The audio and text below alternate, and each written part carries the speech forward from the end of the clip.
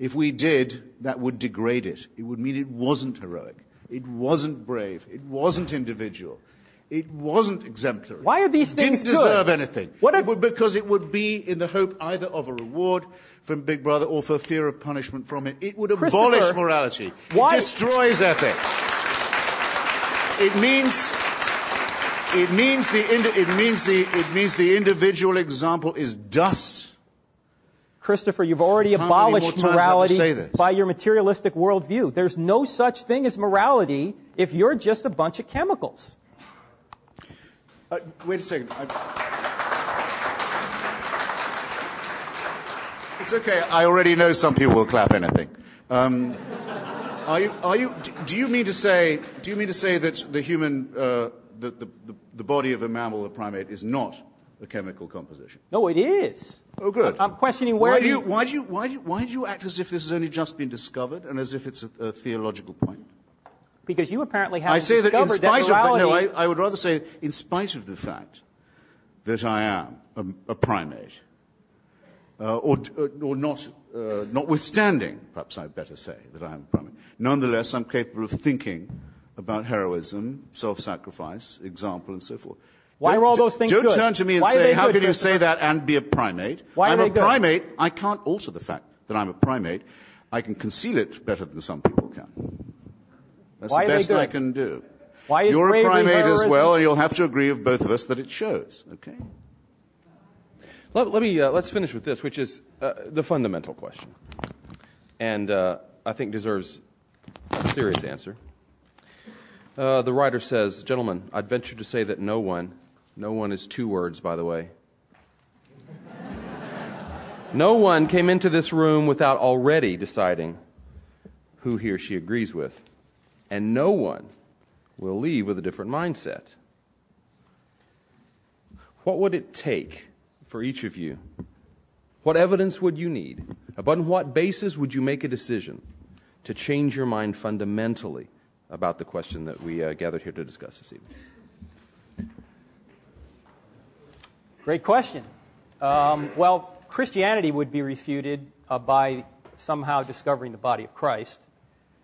Theism might be, I don't know how you could refute theism if all the scientific evidence somehow changed, if, I don't know how you deal with the morality issue, if the fine-tuning didn't occur, if we could find, if the universe is eternal, it wouldn't need a cause, but all the scientific evidence seems to suggest the universe is eternal, so it needs a cause, and the cause must be immaterial, spaceless, timeless.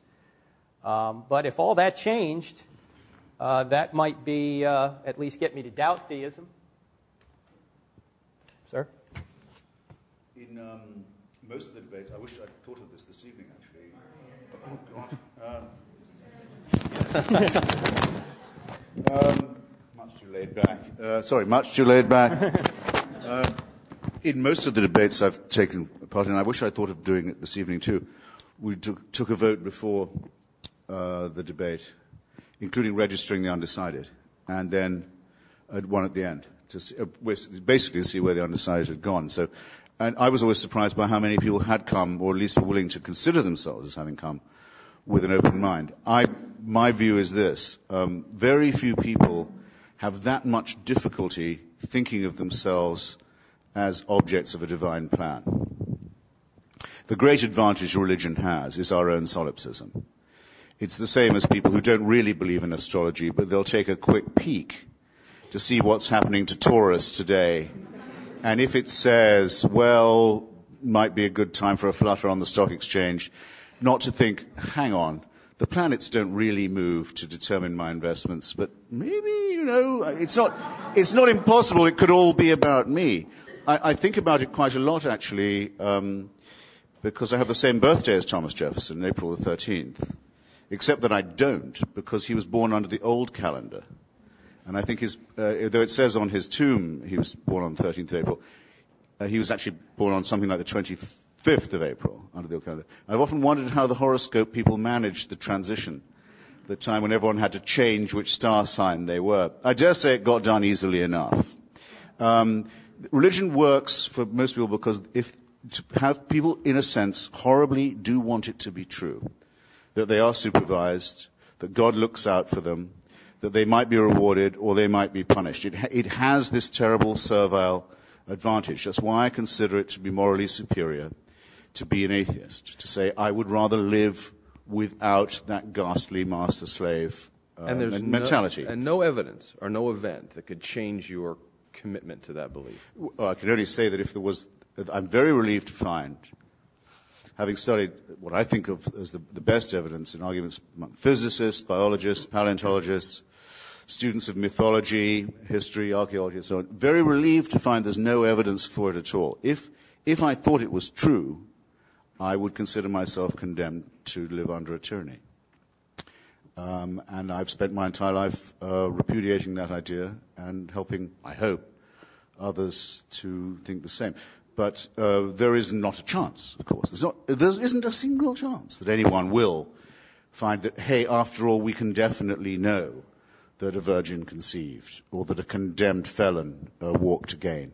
And it's quite absurd for anyone to argue in scientific terms as if any of that is even thinkable. What I don't understand, and I suppose I should close by this, is why anybody should be so contemptuous, I suppose is the word, or so insecure about their own faith as not to call it that. Did you hear him say at any point this evening, this is my faith. I believe it in spite of the evidence to the contrary. I lay my life on it. I believe I'm redeemed by it. I think I will live eternally because... No, he has no confidence to say anything like that.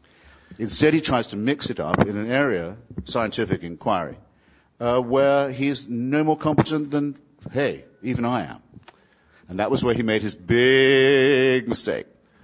Thanks. Gentlemen, what did we decide? 5 minutes to close? 5 to 10, or 7 maybe? Since Dr. Turek went first in the opening, would you mind going first now? Oh, I thought I'd just wrapped. Oh, well. You can call it a wrap unless you'd like 5 more minutes. When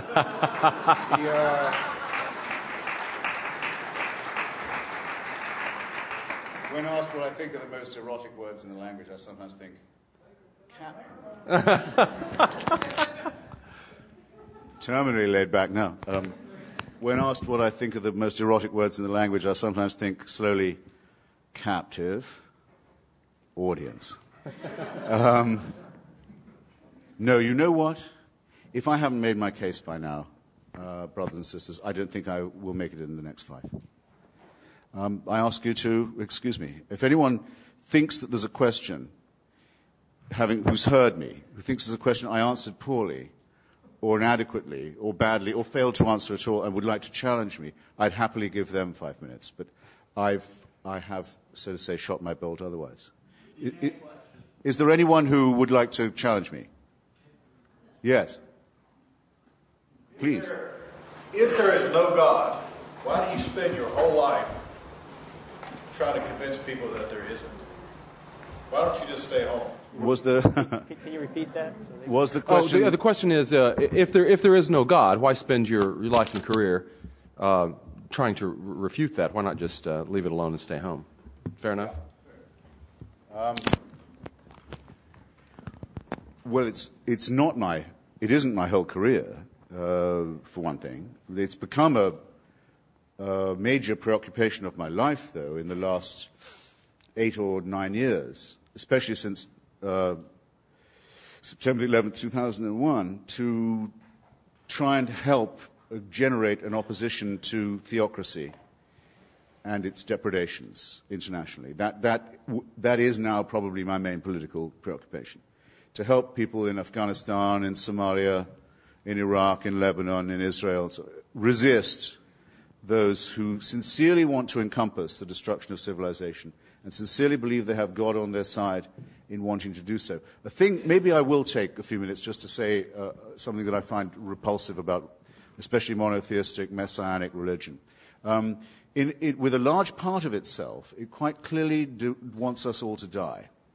It wants this world to come to an end. You can tell the yearning for things to be over whenever you read any of its real texts or listen to any of its real, authentic spokesmen, not the sort of the pathetic apologists who sometimes masquerade for it.